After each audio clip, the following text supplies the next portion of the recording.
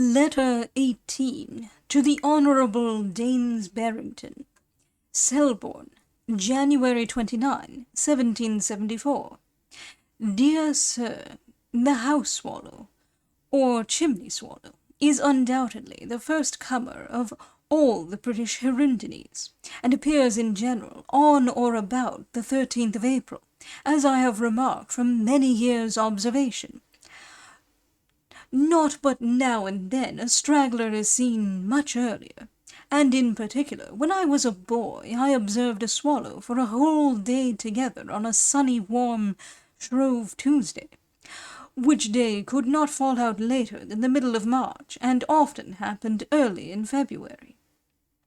It is worth remarking that these birds are seen first about lakes and mill ponds, and it is also very particular that if these early visitors happen to find frost and snow, as was the case of the two dreadful springs of 1770 and 1771, they immediately withdraw for a time, a circumstance this much more in favour of hiding than migration, since it is much more probable that a bird should retire to its hibernaculum just at hand, than return for a week or two only to warmer latitudes. The swallow, though called the chimney swallow, by no means builds altogether in chimneys, but often within barns and outhouses against the rafters. And so she did in Virgil's time. Anti garrula quam tignis nidos suspendat hirundo. Reader's note.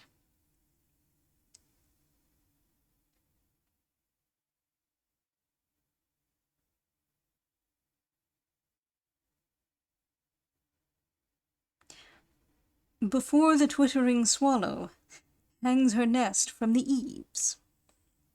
Translation A. S. Klein, from Virgil's Georgics, Book 4, line 307. End note. In Sweden she builds in barns, and is called laduswala, the barn swallow. Besides, in the warmer parts of Europe there are no chimneys to houses, except they are English built. In these countries she constructs her nest in porches, gateways.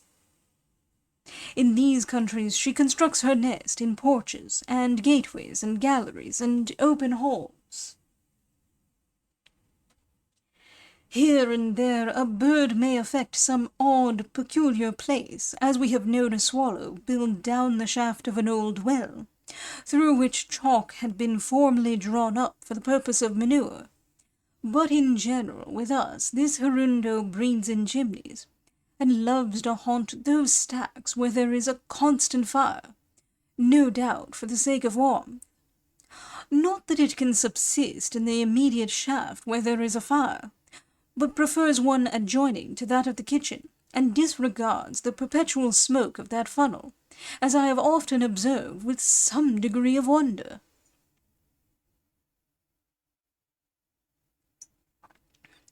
5 or 6 or more feet down the chimney does this little bird begin to form her nest about the middle of May, which consists, like that of the house martin, of a crust or shell composed of dirt or mud, mixed with short pieces of straw to render it tough and permanent, with this difference, that whereas the shell of the martin is nearly hemispheric, that of the swallow is open at the top, and like half a deep dish. This nest is lined with fine grasses and feathers which are often collected as they float in the air. Wonderful is the address which this adroit bird shows all day long in ascending and descending with security through so narrow a pass. When hovering over the mouth of the funnel, the vibrations of her wings acting on the confined air occasion a rumbling like thunder.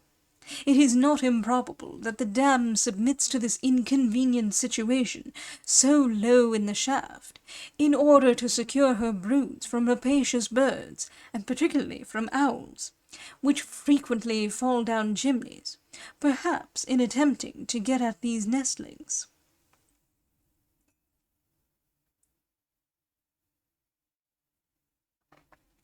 The swallow lays from 4 to 6 white eggs, dotted with red specks, and brings out her first brood about the last week in June, or the first week in July.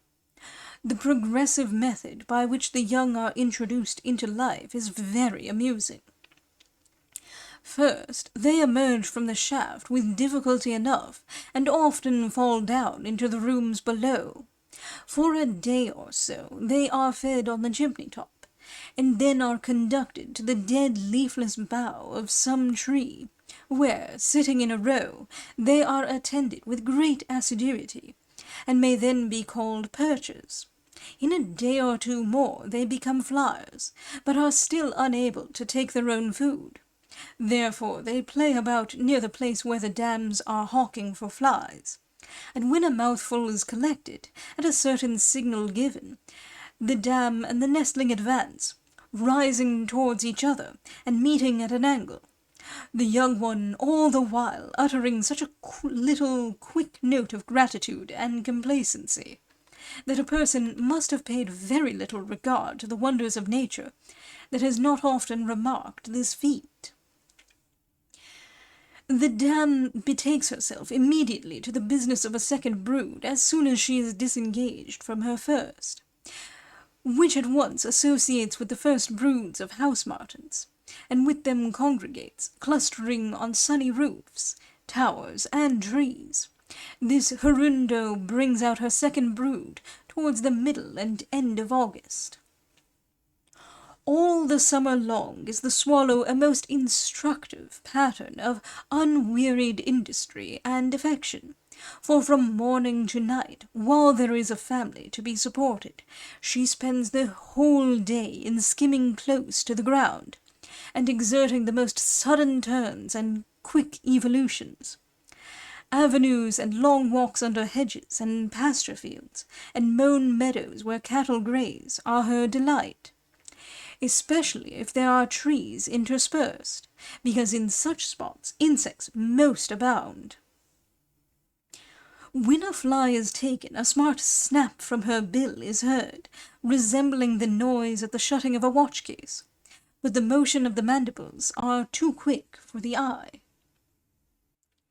The swallow, probably the male bird, is the executor to house martins and other little birds, announcing the approach of birds of prey. For as soon as a hawk appears, with a shrill alarming note, he calls all the swallows and martins about him, who pursue in a body, and buffet and strike their enemy till they have driven him from the village, darting down from above on his back, and rising in a perpendicular line in perfect security. This bird also will sound the alarm, and strike at cats, when they climb on the roofs of houses, or otherwise approach the nests. Each species of hirundo drinks as it flies along, sipping the surface of the water, but the swallow alone, in general, washes on the wing, by dropping into a pool for many times together. In very hot weather, house martins and bank martins dip and wash a little. The swallow is a delicate songster, and in soft, sunny weather sings both perching and flying, on trees in a kind of concert, and on chimney-tops. Is also a bold flyer, ranging to distant downs and commons even in windy weather, which the other species seem much to dislike, nay, even frequenting exposed seaport towns, and making little excursions over the salt water. Horsemen on wide downs are often closely attended by a little party of swallows for miles together, which plays before and behind them, sweeping around, and collecting all the skulking insects that are roused by the trampling of the horses' feet. When the wind blows hard, without this expedient, they are often forced to settle to pick up their lurking prey. This species feeds much on little coleoptera, as well as on gnats and flies, and often settles on dug ground or paths, for gravels to grind and digest its food. Before they depart, for some weeks, to a bird, they forsake houses and chimneys, and roost in trees, and usually withdraw about the beginning of October, though some few stragglers may appear on at times till the first week in November.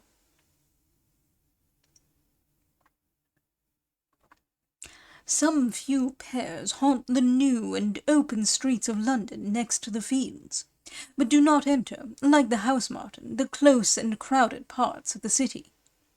Both male and female are distinguished from their congeners by the length and forkedness of their tails. They are undoubtedly the most nimble of all the species.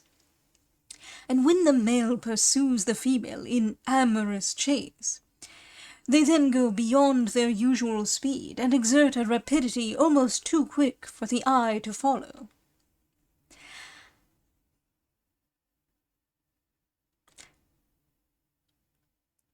After this circumstantial detail of the life and discerning strongy of the swallow, I shall add, for your farther amusement, an anecdote or two, not much in favour of her sagacity. A certain swallow built for 2 years together on the handles of a pair of garden shears, that were stuck up against the boards in an outhouse, and therefore must have her nest spoiled whenever that implement was wanted. And, what is stranger still, another bird of the same species built its nest on the wings and body of an owl that happened by accident to hang dead and dry from the rafter of a barn. This owl, with the nest on its wings, and with eggs in the nest, was brought as a curiosity worthy the most elegant private museum in Great Britain. The owner, struck with the oddity of the sight, furnished the bringer with a large shell or conch, desiring him to fix it just where the owl hung. The person did as he was ordered, and the following year a pair, probably the same pair, built their nest in the conch, and laid their eggs. The owl and the conch make a strange, grotesque appearance, and are not the least curious specimens in that wonderful collection of art and nature. Footnote: Sir Ashton Lever's Museum. End footnote. Thus is instinct in animals taken the least out of its way, an undistinguishing, limited faculty, and blind to every circumstance that does not immediately respect self-preservation, or lead at once to the propagation or support of their species. I am, with all respect, etc., etc.,